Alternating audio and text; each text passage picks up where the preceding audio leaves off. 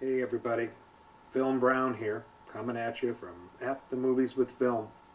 Tonight we have a film that is maybe typical for Bela Lugosi at this time, 1942. He plays two different figures in this film, as he very often does in these monogram films or a number of the low-budget films that he was sort of stumbling into at this time, unfortunately for Bela. But this is a film that has a lot of inspirations and has a lot of aspirations and has, well, might be good. The film is Bowery at Midnight, and it deals with, again, Bela Lugosi, who has these two roles. During the day, he plays a respected professor at a university, and he teaches deviant psychology, criminal psychology, abnormal psychology. He's a psychology teacher. So during the day, he's pretty respected, and he can talk about all that deviant stuff on the OK, right? Because that's his academic area. At night, however, he runs a Bowery mission where he takes care of the homeless. Now, he looks like a nice guy. He's got respect there, too. But what is he doing, actually? Well, he's putting to work some of that deviant stuff that he's teaching to his students during the day. And what is he doing? He looks around and he finds people who come into his mission that look like, one, down and out type of bums, which there's a lot of them who show up, and two, have criminal records. So what does he do? Hooks up with them, and he reveals himself as being sort of like this mastermind type of guy, and he coerces these people into doing big crimes for him and things like that. And then he collects the dough or the loot or whatever it is that he's going to get out of it, jewelry and things like that, and then he turns on those guys. He kills them. And he buries them real neatly, like down in the basement, down inside the cellar. And he has this wacky, he looks like an ex-doctor or something like that, who kind of hangs around down there. Keep an eye on that guy because he's going to be a cool guy. Okay, he's going to have some major influence on the outcome of how this film is going to turn out. Now, some other cool guys in this film. Tom Neal is one of the guys he hooks up to.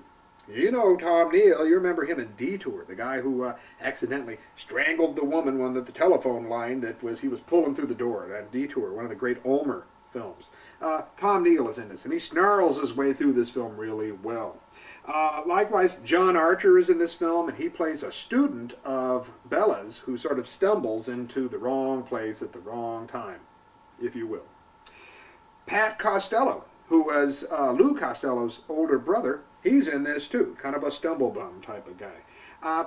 The film, okay, you might want to say that this film has the trademarks of Dead Eyes of London, very much so. Likewise, if you watch it all the way to the end, and please remember, when you sign up to watch them at the movies with film, it's sort of like a contract.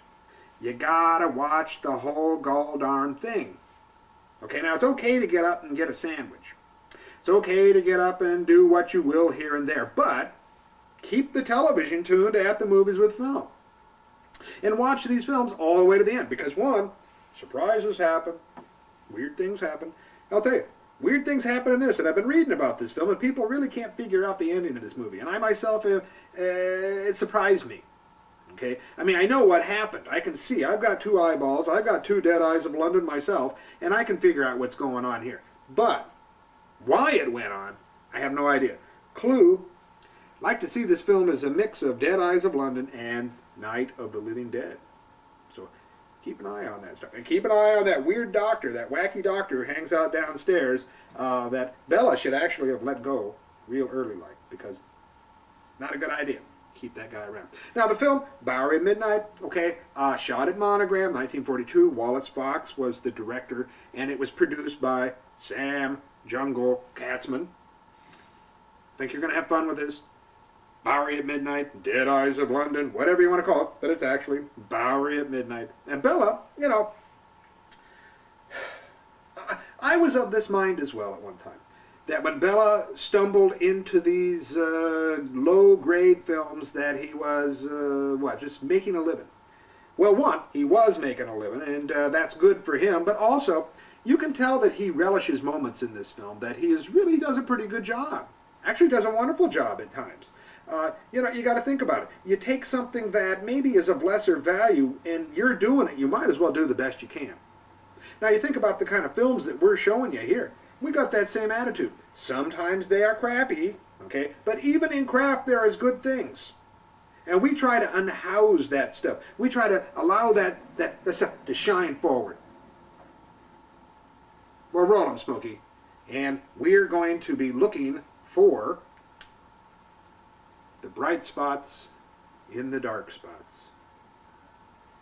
Roll 'em, Smoke.